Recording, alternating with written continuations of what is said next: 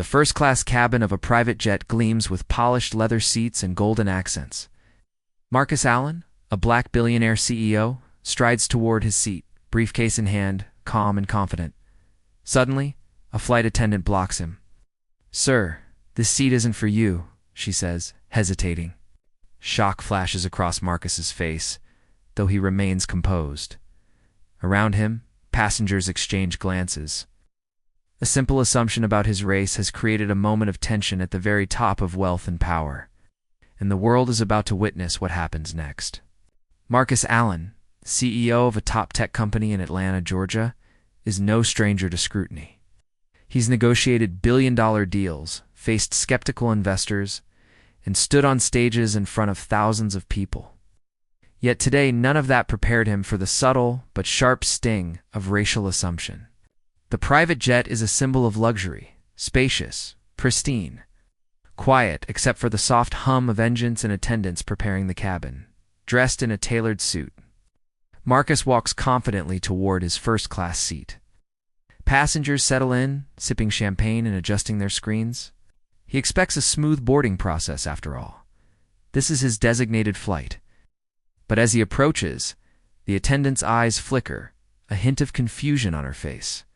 "Sir, I think there's been a mistake," she says hesitantly, scanning his boarding pass as if doubting it.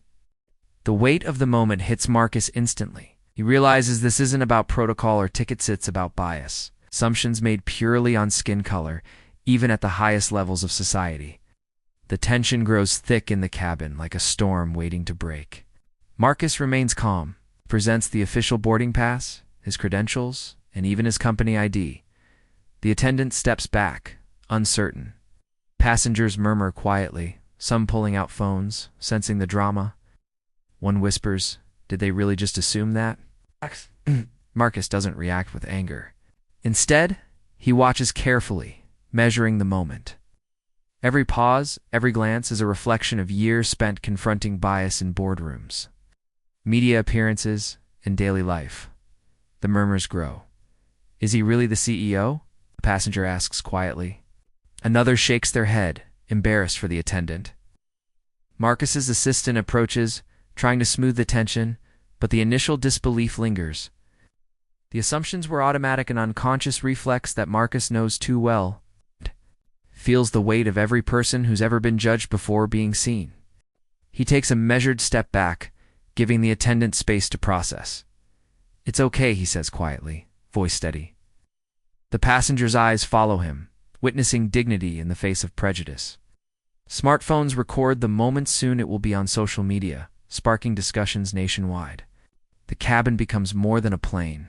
It is a microcosm of society, showing how bias can infiltrate even the wealthiest, most polished environments. Finally, the attendant steps aside. Marcus moves to his seat, composed yet deeply aware of what just occurred. Cameras capture reactions, shock, admiration, and embarrassment. In one brief encounter, a billionaire CEO faces the same assumption millions of others endure daily. The incident spreads online within hours, sparking a wave of debate and conversation. Corporate boards, social media, and news outlets dissect the event. Marcus remains calm, aware that he has turned a potential confrontation into a lesson about bias, dignity, and resilience, a lesson the world is now watching closely. Once seated, Marcus reflects silently. His calm response transforms what could have been humiliation into empowerment. Social media explodes with clips and commentary, inspiring countless people to share their own experiences with bias. The story prompts corporate conversations about training, unconscious bias, and how assumptions affect decision-making at every level. Flight crews and companies take note. Marcus's example shows that even in luxury and wealth, race assumptions persist, but courage, composure, and clarity can turn those moments into powerful lessons. He proves that dignity and patience can challenge injustice, no matter how subtle or unexpected. Have you ever faced judgment because of your skin color, even when you had authority or success? How would you react in Marcus's place? Comment your city below and subscribe for more real-life stories exposing bias, courage, and justice.